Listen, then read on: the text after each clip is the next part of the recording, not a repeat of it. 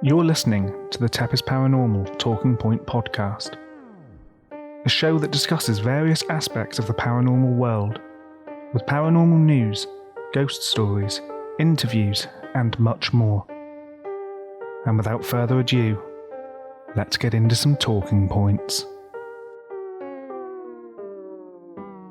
Hi guys, Scott here from TEPIS Paranormal and welcome to the TEPIS Paranormal Talking Point podcast. So today I want to talk about a number of different haunted museums. I've got three specifically that I want to talk about the various items within. I want to go over a few different cases associated with them and generally just discuss them. So all three of these haunted museums seem to have some sort of connection to Edin and Lorraine Warren, who I've spoken about in a previous episode when talking about the Annabelle doll. But without further ado, I'm going to jump straight into the first one, which is the Warrens Occult Museum. So the Warrens Occult Museum is a museum that features objects from the case history of Ed and Lorraine Warren. Now, it's become more popular in recent years due to the Conjuring series, as previously discussed, and specifically due to Annabelle the doll, who is housed within, who I've spoken about previously in the Haunted Doll episode.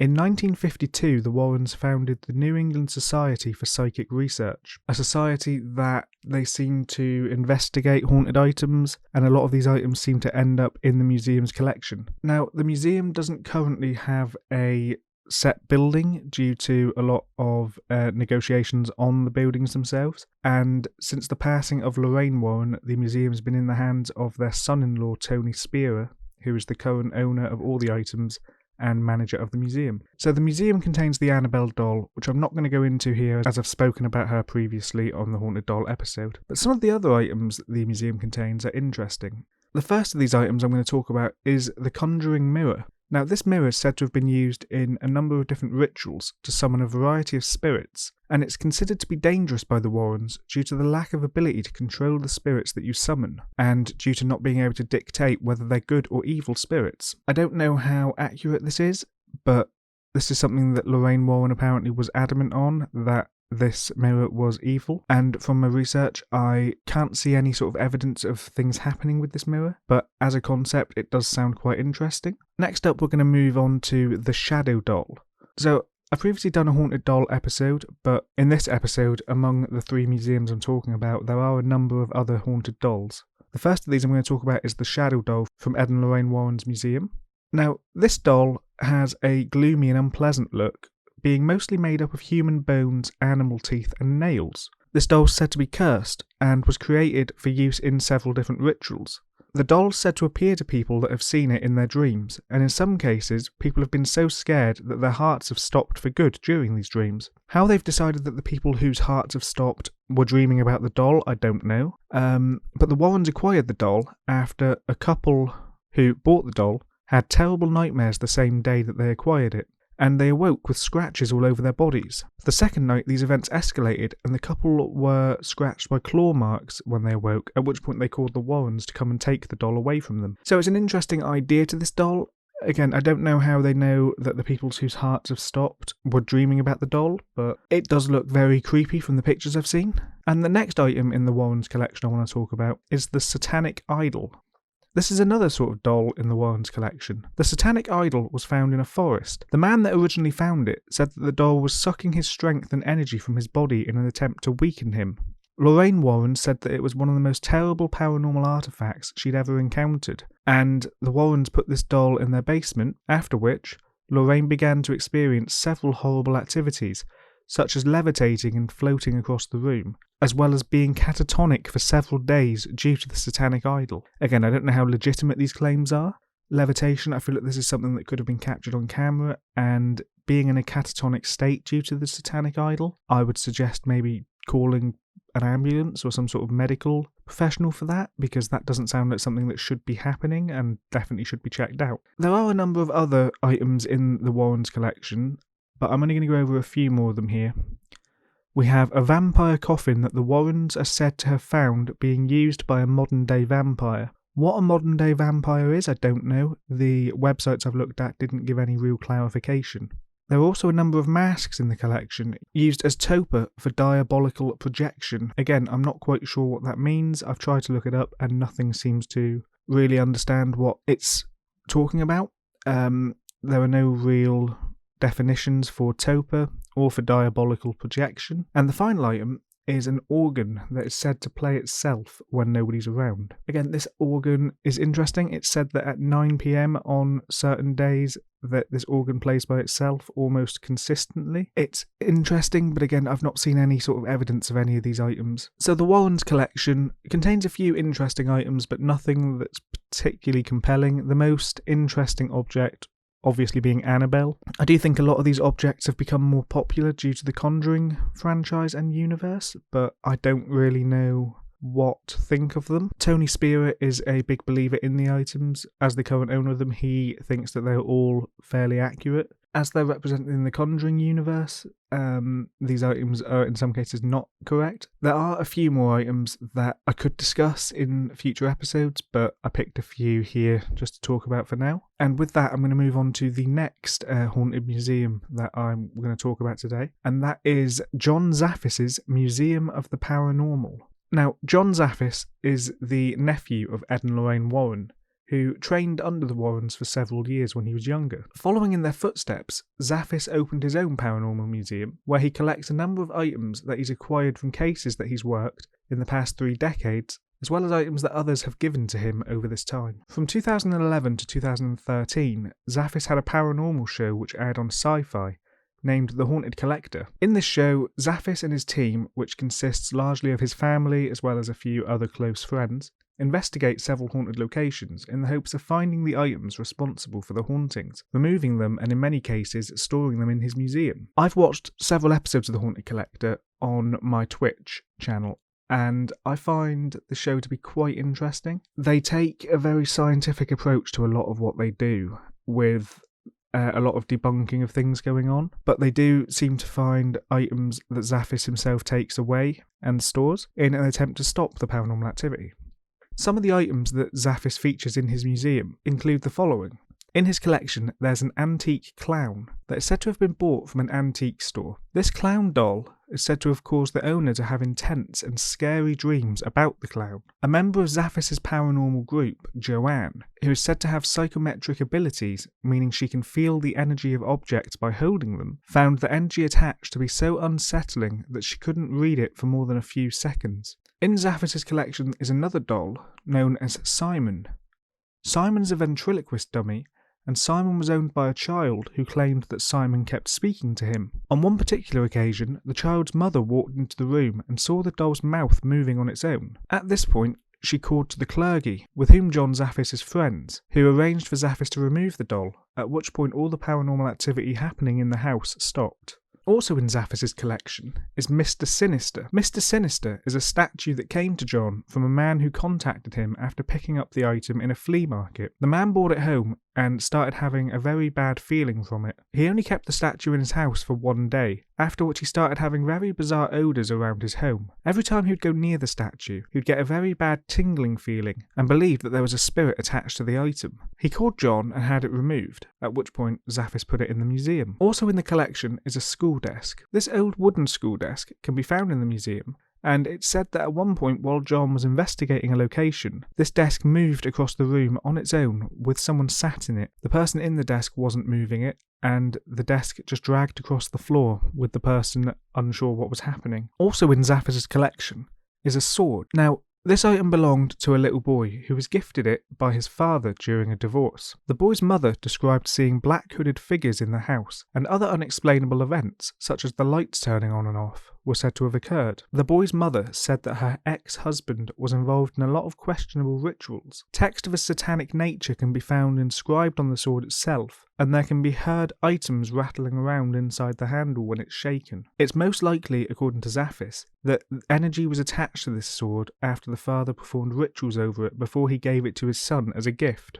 So, much like the Warrens Museum, Zaphis's museum seems to be full of a lot of interesting items, most of which don't seem to be heavily documented. There are small stories about things happening here, and some of them are quite interesting, such as the sword and Mr. Sinister. But I don't necessarily know how I feel about them because of the lack of documentation, the lack of evidence associated, and generally just the lack of sort of factual information to back this up. This leads us on to the third haunted museum, which is my favourite of the three. This is the haunted museum of Zach Bagans. Now, Bagans, who a lot of people will know for being the main host of Ghost Adventures, began collecting haunted items in 2016 for a prospective haunted museum in Vegas.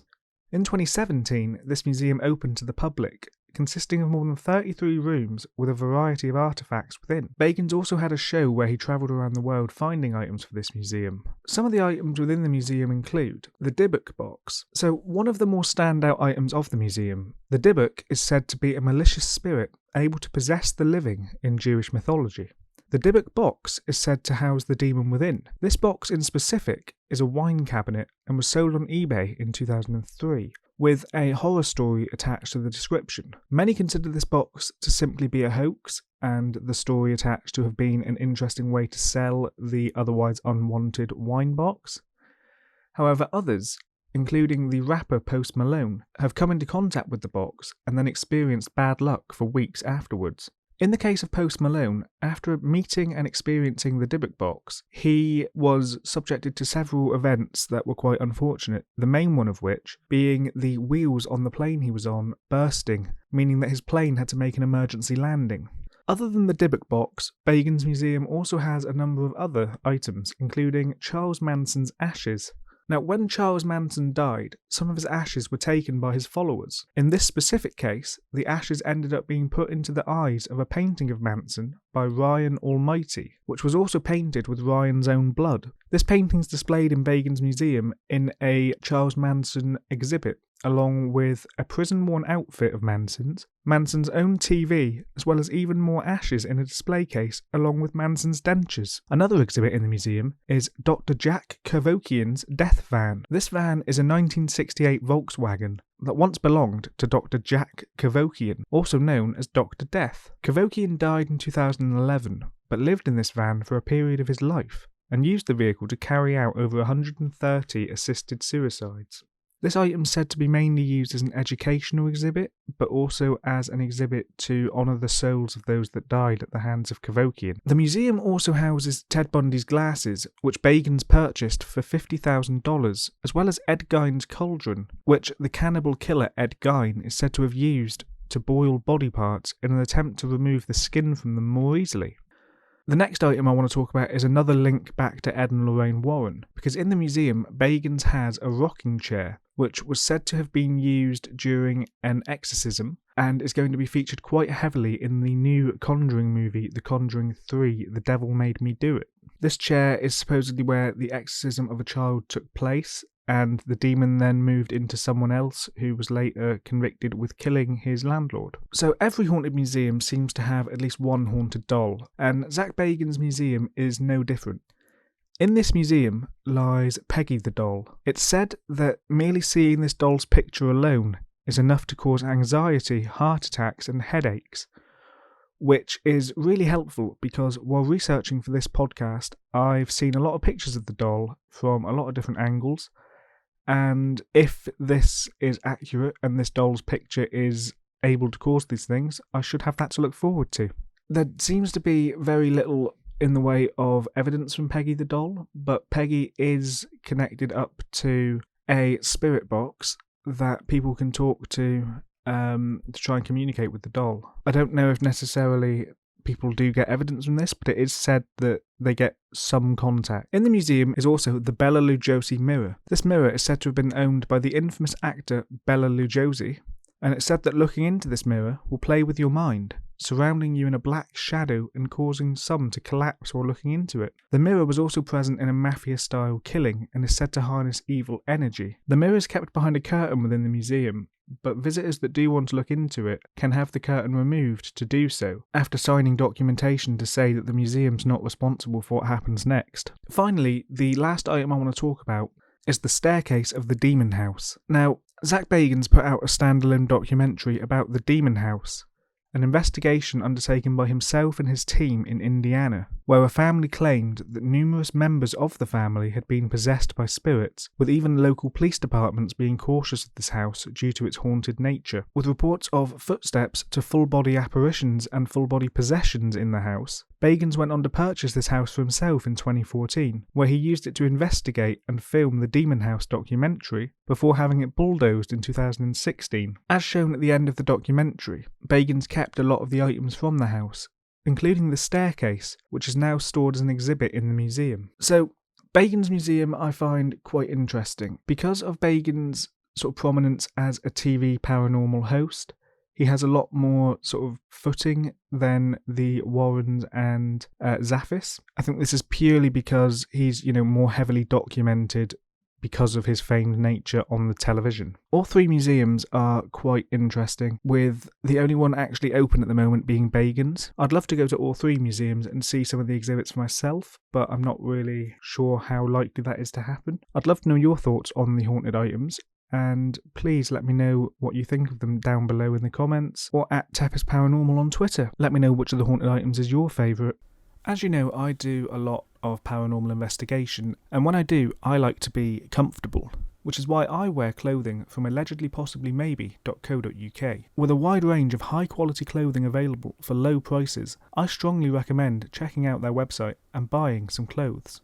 If you enjoy quality clothing, visit allegedlypossiblymaybe.co.uk and use discount code TEPIS at checkout to save 10% on your order. For the TEPIS Paranormal Talking Point Podcast News Review. So it's been a fairly slow couple of weeks in the paranormal world for news. I've only really got 2 headlines here to discuss, and neither of them are overly exciting. The first of these is that the Guardians of the Galaxy director James Gunn encounters a ghost in a haunted insane asylum. So the 54-year-old director and his friend Steve went to an abandoned building, and during their trip Steve snapped away with the camera using a vintage device with a roll of camera film inside it. When they got the images developed, they noticed a mysterious floating shape over one of the snaps of his Hollywood director friend, with some suggesting that it was a ghost. Sharing the snap on social media, Steve explained his adventure with James and showed off the mysterious photo. The image shows James standing beside a door in a corridor in the former asylum with a black cigar-shaped shadow which was cast over the image, seemingly flying towards his face. Confirming the story, James tweeted, "This is actually true and very weird." Some are suggesting that this could be a camera strap in the photo, and I must admit it does look that sort of shape and size. And I'm not entirely sure what to think of it, but I think that it's definitely something in front of the camera that they didn't notice. I don't know enough about either man to know if they would willingly fake this photo, but both of them seem to have denied knowing what this is or noticing anything happening at the time. But it is very possible that this is either faked or that this is just something that got in the way of the camera in this specific shot, because it wasn't in the photos taken previously or after. Feel free to have a look at the photo online and let me know your thoughts. Now, the other article that I want to talk about today is from February, so it's a little bit older, but it's about a couple that feel like somebody is watching them, and then CCTV footage captures a ghost bride. So this article comes from Lad Bible and talks about some people that took photographic evidence of a blonde ghost bride wandering through their dining room. It was around 3 a.m. when Darren Pallister checked the motion-activated cameras in the home he shares with his fiancée, Jessica Mason, and he says that he nearly fell out of bed when seeing the terrifying images. So, in the photo, there is a fresh-faced figure wearing a wedding dress that wanders between a dining room table and a cabinet, staring blankly towards the patio windows. The poster of these photos insists that Jessica was asleep at the time, and the image was captured at 12:34 a.m, and it's left the paranormal skeptic convinced that it's a ghost. Darren and Jessica recently installed the cameras to monitor their Frenchy pup's movements, but now they feel they've got another resident to keep track of. So, looking at the photo, it's an interesting sort of shape that shows there. It does look like a woman, and I can see why they say a wedding dress. It looks to be wearing a sort of white flowing gown. I don't entirely know what the picture is. It's not the best quality because it's, night vision and motion activated, but something obviously set the camera off. Whether it's faked, I don't know, but yeah, it's quite an interesting image. There's definitely a figure there. I don't know if it's legitimate. I don't know, how accurate or realistic it is, but it's quite interesting and I'm definitely intrigued by it. But that brings us to the end of this episode of the TEPIS Paranormal Talking Point podcast. I've been your host, Scott, and thank you very much for listening. I'll see you in another episode. Goodbye for now.